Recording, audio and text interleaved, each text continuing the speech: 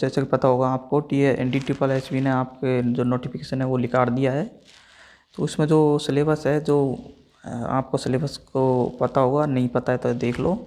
जैसे कि इसमें 2 पार्टों में इसमें जो एग्ज़ाम होगी 2 पार्टों में होगी। तो आपको जो पहला पार्ट है उसमें आएगा जीके आएगी। आपको पहला जो पार्ट है उसमें जीके आएगी और 20 नंबर की आएगी जीके। 20 नंबर के 20 क्वेश्चन आएंगे।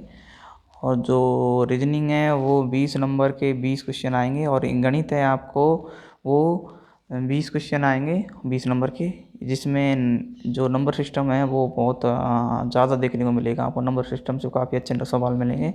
अंग्रेजी है, इसमें आपको 20 क्वेश्चन देखने को मिलेंगे और 20 ही नंबर हिंदी के देखने पड़ेंगे। तो आपको ऐसे 20-20 लगा के ये 100 क्वेश्चन हो जाएंगे 100 नंबर के।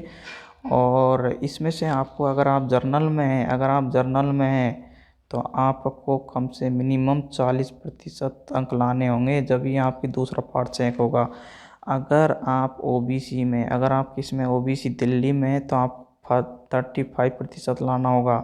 और अगर आप SC/ST में तो 30% मिनिमम आपको लाना होगा, जब ही आपका दूसरा पेपर चेक होगा। और दूसरा जो पार्ट है जो 100 नंबर का है, 100 क्वेश्चन आएंगे इसमें, जो कि शिक्षण विधियाँ है आपकी, जो भी है पेडागोजी जो भी है, इसमें ये पूरा ये बहुत मैटर रखता है सिलेक्शन के लिए।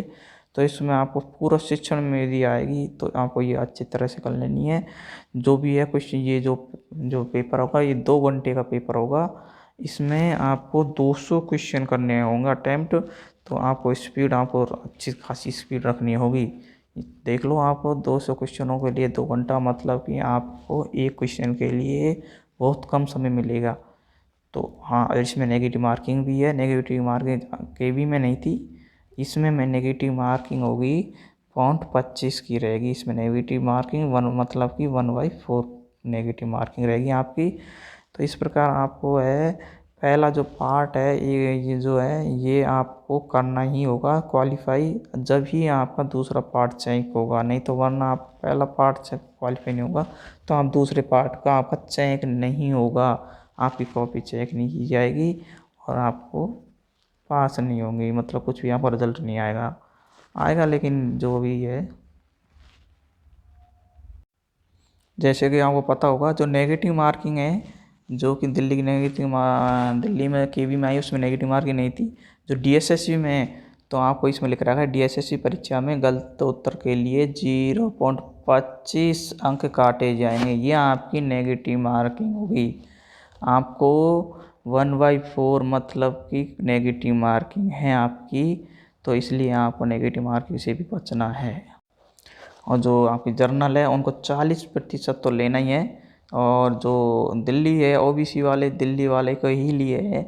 अगर आप अदर स्टेट से हैं तो आपको जर्नल में ही का गिना जाएगा OBC वालों को।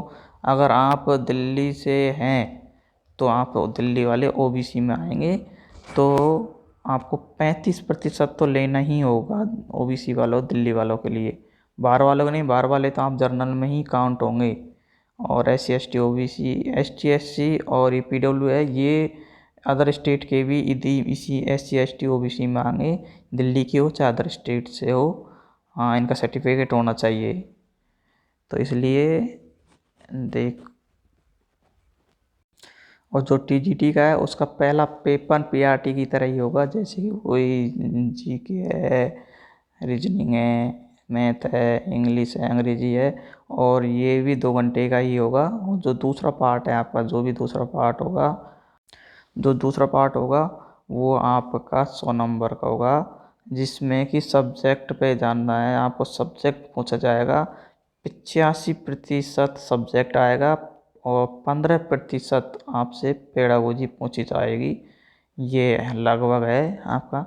तो मतलब 10 से 15% तो आपको पेडागोजी शिक्षण विद्या से क्वेश्चन पूछा जाएगा इसमें, जो प्रीवियस पेपरों के हिसाब से जो रिकॉर्ड है। और PGT के लिए है तो वो आपको बता रहा हूँ मैं। PGT के हैं, PGT जो है आपके DSSB PGT, तो इसमें क्या है कि 300 अंक का जो पेपर होगा, प्रत्येक प्रश्न 1 अंक का होगा। और आपकी नेगेटिव मार्किंग वही रहेगी, नेगेटिव जो मार्किंग है तो वही रहेगी 0.25। और आपका जो पहला पेपर तो कॉमन ही रहेगा, जो पहला जो पेपर है वो कॉमन ही रहेगा। और जिसमें पहले पेपर में वही है, आपके पहले पेपर में जो पहले था वही है, जैसे कि जीके है, रीजनिंग है, मैथ है, अंग्रेजी है, हिंदी है, ये तो कॉमन होगा। लेकिन पीजीटी में एक बात देखने की होगी कि जो आपका जो सब्जेक्ट होगा वो 200 नंबर का होगा, और इसमें वही विजिबिलिटी रहेगी जैसे कि पेपर फर्स्ट के लिए आपको